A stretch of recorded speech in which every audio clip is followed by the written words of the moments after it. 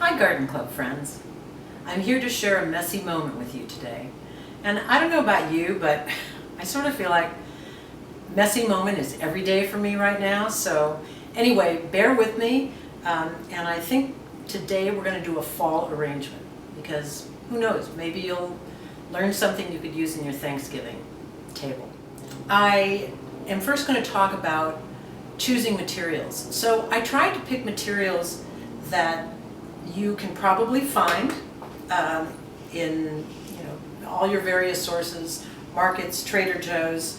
I like Wilson's locally. I think they have really nice flowers. They probably have many of these things here. But the other thing that I really like to use, and I kind of think of it as my sort of secret weapon in flower arrangements, is things that I have foraged for, or things that are unusual that people aren't used to seeing in flower arrangements. So for instance, I might use some leaves from this houseplant I have.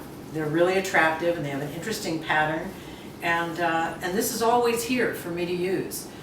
I also might use some ivy, and I have an ivy plant just for that purpose. I just clip it off and I use it on the table, or I use it in a flower arrangement. Another thing I do is when I'm in the woods, my eyes are always scanning for things that I can use with the flowers. And you can ask my friends, because like a lot of them don't want to hike with me anymore because they might go in, just with me and end up having to walk out with like a 5-pound piece of wood. So, these kinds of things are just priceless and wonderful, and I use them a lot. So, of course, this isn't necessarily going to be in today's flower arrangement, but, little things like this. See these pretty little pods? These are things that you can find either in your garden or in the wild. So anyway, these are things that I think make it interesting. All right, so let's get started. Tools. I use these clippers. They're ARS clippers. I get them on Amazon. I think they're $25. I really like them. They stay sharp. They're good, and if I lose them, I don't feel like I'm going to break the bank to replace them. Second thing, in choosing a vase, most people make the common error of choosing a vase that has too wide a mouth. And if you have too large a mouth, you're going to have to buy so many flowers or have so much plant material to fill that vase. This vase seems small, but you could actually go out this far with your flower arrangement and make it quite big in this small vase. So choose something with a smaller circumference. Today I'm going to do this one, and I've done another one. So I'm talking about a table that has 2 flower arrangements. But anyway, so when you do that, you can use smaller. The other thing I have in here is chicken wire, which I've simply, no magic here, I've just simply cut a little piece of chicken wire and I just make it into a little ball and stick it in here. The important thing to do when using chicken wire, though, is you definitely want to tape it in. So I'm going to take this florist tape and I'm going to tape this right over the top here. Okay. Whoops, not really sticking, but okay. So let's get started. This rose is called Country Home. You don't need many of them if you're using a rose that opens up like this. I think it's beautiful. So let's keep it close to the vase because we want to keep this arrangement low. Nothing is worse than having flowers in your face when you're trying to converse. All right, so let's just put 3 of them like that. Let's see, I think I'll get them.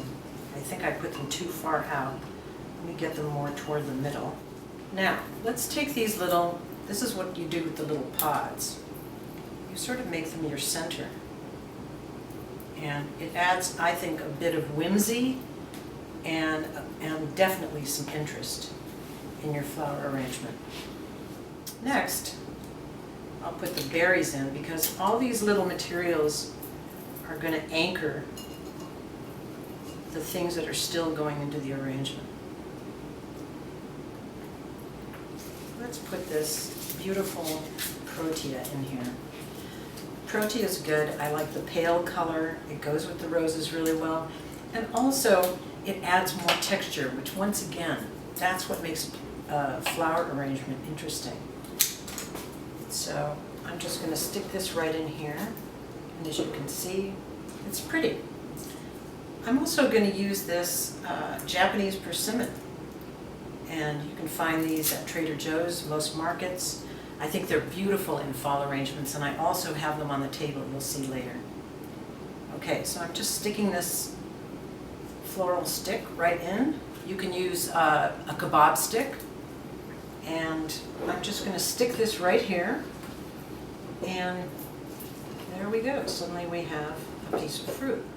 Okay, now let's put these beautiful scabiosa in there.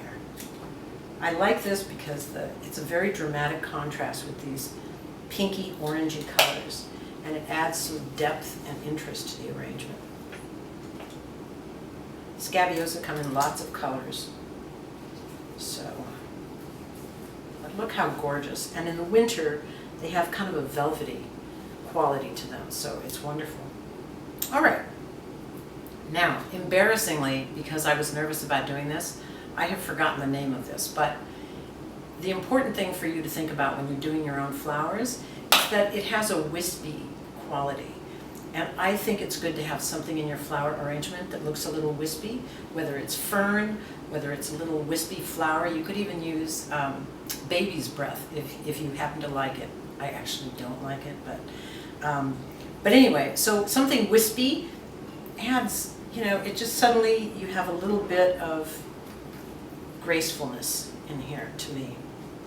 I don't know, I just think I just really like it. So we're putting this in. I wish I could remember the name. If we were actually meeting in person, somebody would be shouting it out, I'm sure, because so many of you know so much more than I do about plants. Anyway, so here we go. This last, look at this. I mean, this is just absolutely smashing. Here we go. This is what we have so far. Now, let's put, I like these, oh, here's another one of these little sticks. Put that in there. I really like these berries. And I see these growing wild around Concord. I actually got these at the flower market, but because I like their orange color, but they're around. And I just like berries in general, whether they're purple or red or orange or green. Anyway, and I'm sort of cheating those toward the center so that, again, they give kind of a little bit of movement to the arrangement. And last thing, if you can believe it, these are carnations. Aren't they beautiful? I love them, and I feel like when I use them, like I almost feel like I'm working with butterflies. They're just so pretty and graceful, and look at the interesting, suddenly the whole arrangement changes. Suddenly the whole feel goes from that heaviness of these fall colors, and there's sort of a refreshing break to the eye when you see these nice green carnations. And they're kind of flat and butterfly-like. I just love them. So let's put those in. And again, I'm sticking them right out on the edge. So you can see as we progress with this flower arrangement, it's moving outward. And again, this could be this big, but I'm keeping it small because there's going to be two of them. And we don't want the flowers to eat your table. So, okay, I've got one more of those. And then, so I'm putting like sort of three. Everything's kind of threes in this. 3s, 5s, 7s. I like, you know, use uneven. Unfortunately, I only had 2 of these, so. Okay, the final thing is this wonderful gray flower material. And you know what's really wonderful about it? Look how well it goes with those green carnations, which suddenly, because they have such high contrast, they play, even though they're just simply humble carnations, they play a big role in this arrangement. So anyway, these are beautiful. I'm going to put a few in the center, and I'm going to put a few sort of hanging off the sides. And then we will be done with this.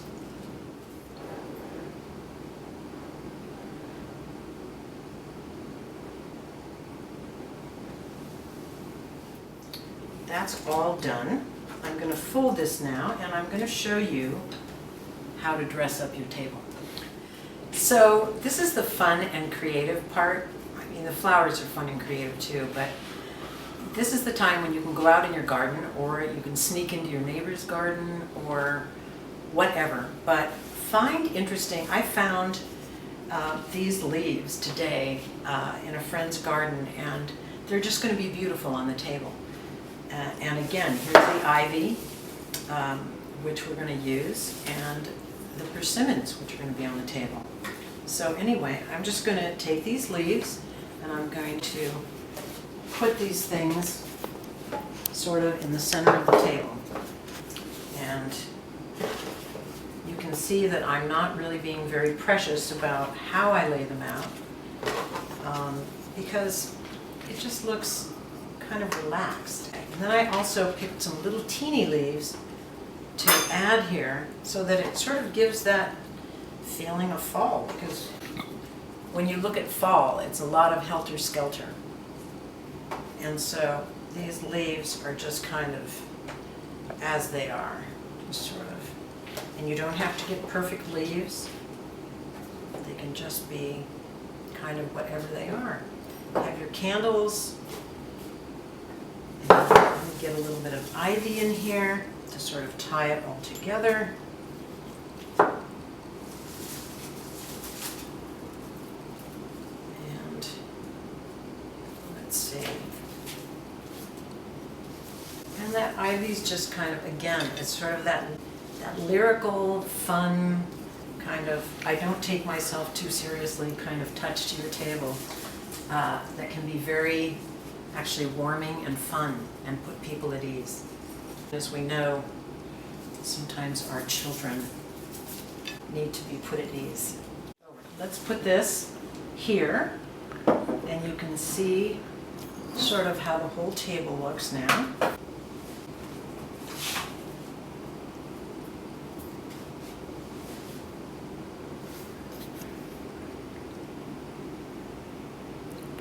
And thank you for sharing this messy moment.